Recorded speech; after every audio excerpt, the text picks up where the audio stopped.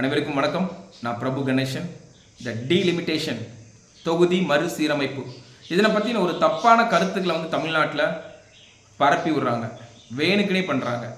நம்மளோட முதலமைச்சர் முத்துவேல் கருணாநிதி ஸ்டாலின் என்ன பண்ணுறாரு அப்படின்னா, அதோட மசோதாவோட காப்பியை எடுத்துக்கிட்டு அதை தீயிட்டு கொளுத்துறாங்க. இந்த மாதிரி தீ பரவட்டும் அப்படின்னு தப்பான கருத்துக்களை மக்கள்கிட்ட கொண்டு போய் சேர்க்குறாங்க.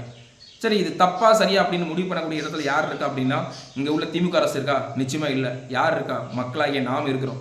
நம்ம ஒவ்வொருத்தருமே படிப்பறையில் தமிழகம் 2வது இடம்னு சொல்கிறாங்க.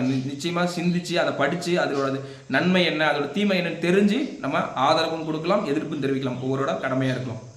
சரி, இப்போ பார்த்தீங்கன்னா இப்போ இருக்கக்கூடிய 543 எம்பிக்களும் எதன் அடிப்படையில் தேர்வு செய்யப்பட்டாங்க அப்படின்னா, அந்த டைமில் 1971ஆம் ஆண்டு இருக்கக்கூடிய மக்கள் தொகை கணக்கெடுப்பின்படி 55 கோடி மக்கள் தொகை தான் இருந்தாங்க. அதன் அடிப்படையில் அன்னைக்கு 543 பேர் தேவைப்பட்டாங்க. இன்னைக்கு பார்த்தீங்கன்னா 140 கோடி மக்கள் தொகை இருக்கிறாங்க. அப்போ இன்னைக்கு எவ்வளோ பேர் தேவை? அப்போ நிச்சயமாக இந்த காலகட்டத்துக்கு இந்த டீலிமிட்டேஷன், அதாவது தொகுதி மறுசீரமைப்பு தேவை. ஏன்னா இன்னைக்கு 6 சட்டமன்ற தொகுதி தான் சேர்ந்தது தான் ஒரு எம்பி தொகுதியாக இருக்குது. அப்போ கிட்டத்தட்ட 10 லட்சத்திலிருந்து 15 லட்சம் குறைஞ்சபட்சம் நம்மளோட வாக்காளர்களை கொண்டிருக்காங்க. அவங்களோட அவ்வளோ பேருடைய கருத்துக்களை கேட்டு அவ்வளோ பிரச்சனைகளை எப்படி ஒரு எம்பி ஹேண்டில் பண்ண முடியும்? இதுக்கு 2 எம்பி இருந்தால் எப்படி இருக்கும்?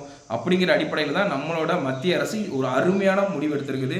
இது வரவேற்கக்கூடிய விஷயம். மக்களாகிய நம்ம ஒவ்வொருத்தரும், இது கட்சி சார்பற்று எல்லாருமே வரவேற்கக்கூடிய விஷயம். இன்னொரு விஷயம் என்ன அப்படின்னா, சமத்துவம் சமூக நீதி பேசுகிறாங்க இந்த திராவிட முன்னேற்ற கழகம். இந்த மசோதாவில் 33% பெண்களுக்கு இடஒதுக்கீடு கொடுக்குன்னு சொல்கிறாங்க. இது ஒவ்வொரு பெண்களும் கொண்டாடக்கூடிய விஷயம். இதை மக்கள்கிட்ட சொல்கிறாங்களா? இல்லை. அதை தவிர்த்து என்ன பண்ணுறாங்க? ட்ராமா தான் பண்ணிட்டு மக்களை தவறான பாதைக்கு திசை திருப்புறாங்க. அதனால் நம்ம தமிழக மக்கள் ஒன்றும் ஏமாளிகளோ கோமாளிகளோ கிடையாது. இன்னும் அந்த பழசையே நம்பி பேசுகிறத நம்பி கேட்டு ஏமாறுறதுக்கு. ஸோ படிப்பறியில் சிறந்த மாநிலம் தமிழ்நாடு 2வது பிளேஸில் இருக்கும். அதனால் வளர்ச்சியை நோக்கி தான் நம்மளோட மோடி ஐயா கொண்டு போயிட்டு இருக்கிறாரு. நம்மளோட பாரதிய ஜனதா கட்சியும் சிறந்து இந்தியாவை உலகத்திலேயே சிறந்த நாடாக உருவெடுத்துக்கிட்டு இருக்கு. அதுக்கு நம்ம ஒவ்வொருத்தரும் சப்போர்ட் பண்ணோம். அதனால் இந்த மாதிரி நல்ல திட்டங்களை நம்ம ஒவ்வொருத்தரும் வரவேற்கணும். இந்த திராவிட முன்னேற்ற கழகத்துக்கு கருப்பு சட்டை போட்டுட்டு இன்னைக்கு நாடாளுமன்றத்தில் போயிட்டு தவறான விஷயத்த பரப்புறாங்க. மக்கள்கிட்ட ஒவ்வொரு வீட்லையும் கருப்பு கொடி ஏற்று அப்படின்ட்டு தவறான விஷயத்த பரப்புறாங்க.